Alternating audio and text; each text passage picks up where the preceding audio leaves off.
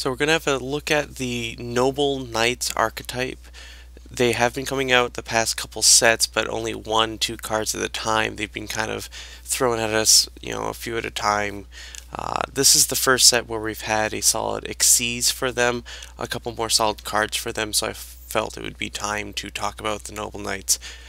The first thing to note, they're all either 4 stars in light or 5 stars in dark, so that's something that will probably be played up in later sets.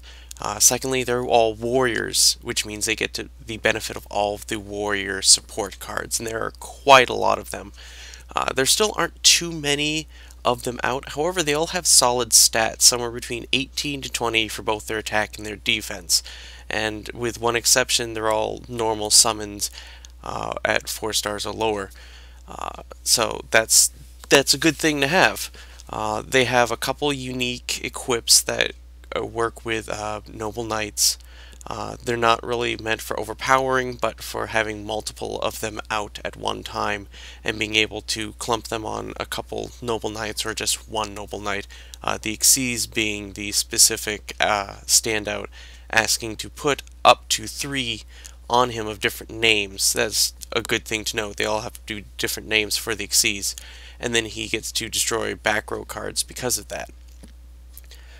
The deck doesn't have anything overly powerful aside from those equips, so there will be maybe need to be a solid push aside from that.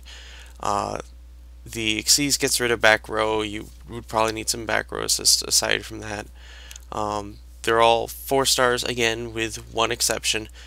So 4-star Xyz work really well.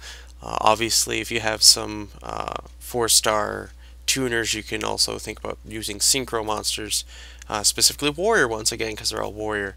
And of course, all the generic warrior support, returning lives, marauding captains, all that warrior stuff that helps.